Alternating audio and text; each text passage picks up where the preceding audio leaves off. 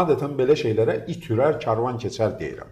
Yəni söhbət nədən gedir? Söhbət mənim keçmişimdən gedirsə, bunu sizin studiyada da dəfələrlə demişəm. Keçmişimlə qürur duyuram. Keçmişdə atdığım addımlar, etdiyim əməllər heç birindən imtina etməmişəm, etmərəm də. Nə yazmışamsa altında həmişə imzam olub, o imzamdan heç vaxt imtina etməmişəm, etmərəm də. Yəni bilirsiniz nətər, Azər Həsrət nədirsə odur. Kiməmsə oyam. Keçmişdə kim idimsə oyam. Bugün kiməmsə oyam. Yəni mənim heç bir şeydən çəkinəcək halım yoxdur. Məni utandıracaq heç bir əməlim yoxdur. Əgər mən tutaq ki, radikal müxalif mövqedə olmuşamsa, buna görə niyə utanmalıyam ki? Bəs onlar da soruşlar, bugün niyə yəqin deyirlər ki, niyə bugün radikal mövqedə deyilsiniz? İndi bunları narahat edən nədir? Mən dəfələrlə bu haqda danışmışam.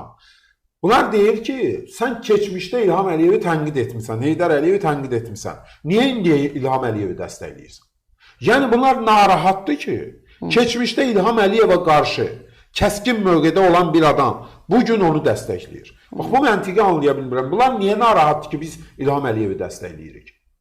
Yəni, niyə İlham Əliyevlə düşmənçilikləri var, ya bizimlə? Bizimlə düşmənçilikləri var, başa düşdük. Bizi qəbul edə bilmirlər. Amma bunun nəyi pisdir ki, mən əleyhdarı olduğum halda İlham Əliyevin bugün onu dəstəkləyirəm. Bunun nəyi pisdir ki, İlham Əliyev məni qazanıb da. Siz niyə narahatsınız? Məgər hakimiyyətdə olan adamların, siyasətdə olan adamların əsas məqsədi insanları qazanmaq deyil? Bütün dünyada belədir də. Donald Trump'dan danışırıqsa, dünən onun əleyhinə olanların bugün onu dəstəkləməsi onu sevindirir. Və Amerika cəmiyyətində heç kim müzakirə açmır ki, filan kəs dünən tutaq ki, Biden'i dəstəkləyirdi. Bugün Donald Trump'ı dəstəkləyir. Qardaş, Türkiyədə gözümüzün qabağındadır. Nə qədər partiyalar qurulur, dağılır, partiyadan partiyaya keçirlər, hətta millət vəkili seçilmiş adam partiyasını buraxır, keçir başqa partiyaya. Kimsə ona deyir ki, xainsən, satqınsan, nə bilim, sən niyə keçdin ora? Seçimdir, siyasi seçimdir. Kim özünü harada tapırsa, orada keçir. Mən dünən tutaq ki, dəstəklədiyim siyasi qüvvələr bizi ümidləndirmədiyinə görə, Azərbaycanın ən ümdə problemlərini həll edə bilməyəcəklərinə inandığımıza görə Nicatı İlham Əliyev də tapmışıq. Biz inanmışıq ki, bu problemləri İlham Əliyev həll edəcək. Və düz də eləmişik. Azərbaycan torpağını işğaldan azad edən Ali Baş Komandan İlham Əliyevdir. Biz vaxtında onu dəstəkləməyə başlayıb düz eləmişik. İndi bu tiplər deyir ki, sən niyə bu tərəfdəsən? Orada qalmalıydın. Orada nə idi? Bataqlıq idi. Yəni, son məqsədi bəlli olmayan bir yol idi. Bizi hədəfimizə aparmayacaq bir yol idi. Mən niyə getməliyim o yolu? Gedirəm bir yolu, görürəm ki, bu yol aparmır da hədəfə. Nə etməliyim? Geri dönməliyəm. Ya yolu dəyişməliyəm. Həmişə deyirlər ki, əgər yol sizi hədəfə aparmırsa, ya hədəfi dəyişəcəksiniz, ya da yolu. İkisindən birini. Mən hədəfimi dəyişməmişim. Bəzən deyirlər, əqidəsini dəyişdir. Əsla. Əqidəm 30 il qabaq, 35 il qabaq nə idisə, bugün də odur. Bir nəfər Allahın qulu çıxıb deyə bilməz ki, Azər Əsəd 35 il qabaq başqa əqidəyə xidmət edirdi. Bugün başqa əqidəyə. Türkçü Turancıyam. Yolum da bəlli, hədəfim də bəlli. Məni o yolda kim aparacaqsa onun arxasınca gedəcəm. İlham Əliyev aparır bugün məni. Onun arxasında. İndi məni də narahat edən o da deyil ki, bunlar niyə hürüşürlər. Sadəcə vaxt mən bir ifadəni buradan oxuyacağım. Demədiyim, hətta iddia edirlər ki, videosu var. Mən də ona görə paylaşım etdim ki, bunu tapıb paylaşmayan şərəfsizdir. Mən dediyim sözlərdən heç vaxt imtina etməmişim. Sizinlə bağlı yazan isə Fərəməz Novruzoğlu. Jurnalistim Fərəməz Novruzoğlu. Düz əməli tanımıram. O səhv eləmirəmsə xalq yapısında zatda idi əvvəllərdə, bilmirəm. İmza mənə çox tanışdı, çünki ötən günlərdə Ramiz Mediyevlə bağlı o şəncərəsini araşdırmış. O soyadı ilə yazırdı əvvəllər imzasını. Nəysə, sözüm onda deyil. Mənim dostluğumda da deyil. Ümumiyyətlə bulaşmıram o adama. Bulaşılacaq adam deyil. Bilirsiniz, pislik olan adamlar var da cəmiyyətdə. Onlara adam istəmir bulaşsın. Yəni bizim çapımızda adam da deyil. Sadəcə məni narahat edənlərdir. Bu adam məndən sitat gətirir. Məndən demədiyim sözü məndən sitat gətirir. İlham Əliyev ətrafını küçədə tutub it kimi gəbərtmək lazımdır. Güya mən demişəm. Haçan demişəm və harda demişəm. Azər Həsrət 4 mart 2005-ci il Mətbuat Şurasında çıxış edərkən deyib. Həmin çıxışın Videosu internetdə var. Yalançının ata-batasına lənət. Birincisi, 2005-ci il martın 4-də Mətbuat Şurasının heç bir toplantısı olmuyor.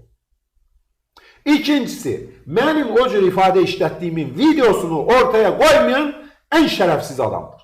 Ən namussuz adamdır. Qoy çıxarsın, qoysun. Adam güya öz ağlınca mənə cavab verib, baxıram, dostlar göndərib.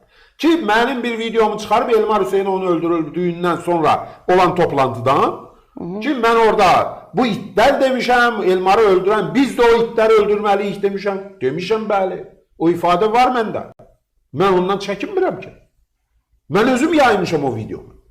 Yəni, bir var başqaları tapıb yaya. Mən özüm yaymışam o videonu. Çəkinsəm, qorxsam, özlə bilirsiniz açan yaymışam o videonu. İlham Əliyevi dəstəkləməyə başlayandan sonra. Mən bundan çəkinsəm, qorxsam onu yayardım sizcə. Məndən başqa da heç kimdə yoxdur o video. Nətər olur, mən bundan çəkinsəm, yayardım onu. Yaymazdım ki. Amma bunlar nə etdilər? Bunu kim eləmişdi? Bəli, Azadlıq qəzeti, mənim də sizin də bir vaxt işlədiyimiz. Bir də Turan Agentliyi. Bunlar götürüb 2015-ci ildə mənə əməkdar jurnalist adı veriləndən sonra AzTV-yə çıxmışdım, müsahibə aldılar məndən ki, sizə bu ad verilib, yüksək ad. Nə deyirsiniz? Mən də Prezident İlham Əliyevə təşəkkür elədim. Ad verib də mənə. Ya, məni layiq görüb buna. Və orada bir ifadə işlətdim, bunların 7 qatını kəsən odur. Ki, sevinirəm ki, mənə bu yüksək adı, mükafatı başqa dövlət deyil, öz dövlətim verir. Bax, bu, o keçmiş həmkarlarımızı, dostlarımızı, dırnaq arası narahat eləmişdi. Çünki bunlar Fransadan, nə bilim, İngilistan, hardan, hətta Rusiyadan filandan mükafat alan adamlardır. Mən deyirəm ki, öz dövlətimdən almışam. Nəyi pisdir ki? İndi o videonu mən özüm yaymışam. Ona dəfələrlə də cavabım var. İndi adam yazıb ki, Azərəsət bunlara cavab versin. Bədbaxt. Sənin xəbərin yoxdur deyə mən nə etməliyəm? Özü də mən öz YouTube kanalımda cavabım var ona. Ki, həmin video ilə bağlı. Ki, nə demişəm, niyə demişəm, harada demişəm, hansı şəraitdə demişəm. Və İlham Əliyev də böyük liderdir ki, bizim nə deməyimizdən asılı olmayaraq bütün milləti qucaqlayır. Sən niyə narahatsan bundan? Və siz indi sual verə bilərsiniz ki, niyə bu şeylər indi çıxdı? Dəxli olmadan da 20 il keçib. Bax, problem ondadır ki, mən, bütün siz də müşahidə edirsiniz, bütün fəaliyyətim boyu anti-Rusiya çıxışlarımdan seçilirəm.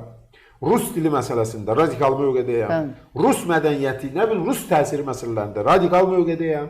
Üstə gəldə bu Ramiz Mehdiyev məsələsi ortaya çıxandan sonra ən kəskin reaksiya verənlərdən biriyəm. Deyirsiniz, Ramiz Mehdiyev çıxartdırın bunları. Bunların hamısı Ramiz Mehdiyevin itləridir.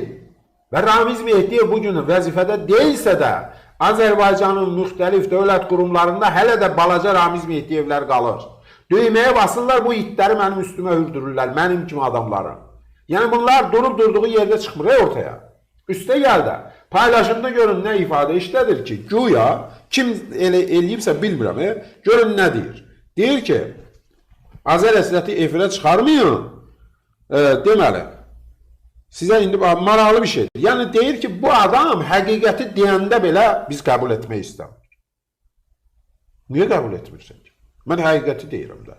Mən yalan haçan demişəmsə, bir dənə Allahın qulu çıxarsın, bir dənə Azərəsət bunu yalan dedi deyə məni bir avr eləsin, söysün, təhqir eləsin. Yaxud da sənin xoşuna gəlməyən bir fikir deyirəmsə, başa düşmürəm, mən 10 milyon əhali var da ölkədə, 10 milyondan da çox. Onun ağlı başında olan 8 milyon, 9 milyon, yəni ağlı kəsən, yaşlı insanları deyirəm. Onların indi hər birinin fikrini soruşmalıyam danışanda. Mənim də mövqeyim var da. Şəxsi mövqeyimdir. Və mən öz mövqeyimin doğruluğuna inanan adamım. İndi sənin xoşuna gəlmir, get bir stəkan su iç. Bu millətin hamısı gəlib, sən ümumiyyətlə kimliyi bəlli olmayan adamsan. Sənə niyə hesabat verməliyəm ki? Niyə sən mənim başımın üstünə jandarm kəsilmirsən? Niyə sən məni təftiş etməlisən? Aranızda əvvəllər hansısa bir mübahisə, bəlasə olubmu? Şəxsi tanımıram o adamı. Sadəcə... Yəni, bir həyatda görməmişsiniz? Yox, o bir tutulmuşdu, buraxılmışdı, nəsə də biraz qarışıq adamdı deyirlər tanıyanlar. Yəni, söhbət nədən gedir bilirsiniz? Belə məsafədən adama çamur atır da, bunun xarakteri budur. Tək mənə yox, xeyli adamlara. İndi bu yaxınlarda Mətbuat Şurası ilə bağlı bir narahatlıq olmuşdu. Bir şuranın üzvlərindən biri ilə. Məsələn, götürdü, bütün şura üzvlərini hədəfə aldı, idarə heyəti. Ki, hamınızı bir biabr eləyəcəm. Eləməyən şərəfsizdir, elə. Biri mən, idarə heyətinin üzvü. Elə də. Çox sərt danışmırsınız mı? Sərt deyil. Məhkəməlik danışmırsınız mı? Yox, demir ki, eləyəcəm. Eləməyən şərəfsizdir, elə də. Deməli, əziz nə tamaşaçılar. faktım var qoy masa üstünə də. Nə deyirəm ki? Belə baxanda debata çıxsa siz ondan görməli debat edərdiniz. Amma mən adamı deyil ki, mən onunla debata çıxım. Çünki bilirsiniz nətərdir? Azər Əsədin ayağının bildiyini başı bilməyən adamlar bax bu cür adama çamur atmaqla məşğullar. Oğul ona deyərdim ki, çıxardı elmi, nə bilim, siyasi səviyyədə, özü mədəni dildə Azər Əsədi yıxıb sürüyərdi. Faktlarla, dəlillərlə. Yoxsa deyir ki, video var da, mən də deyirəm ki, qardaş, video var. Paylaşmayan şərəfsizdir, namussuzdur. Çıxar paylaş da, nə deyirəm ki? Demirsən, videosu var. Çıxar paylaş da, nə deyirəm? Biz jurnalistik də, biz faktla danışırıq, düzdürmü? Təbii. Əlimizdə dəlil, sübut olmadan heç nə demirik də. Sən də paylaşmısan, paylaşmayan şərəfsizdir. Sən paylaş, o video ortaya çıxsın, doğrudan da elə bir ifadə işlətdiyim, mən şərəfsizəm. Nə deyirəm ki?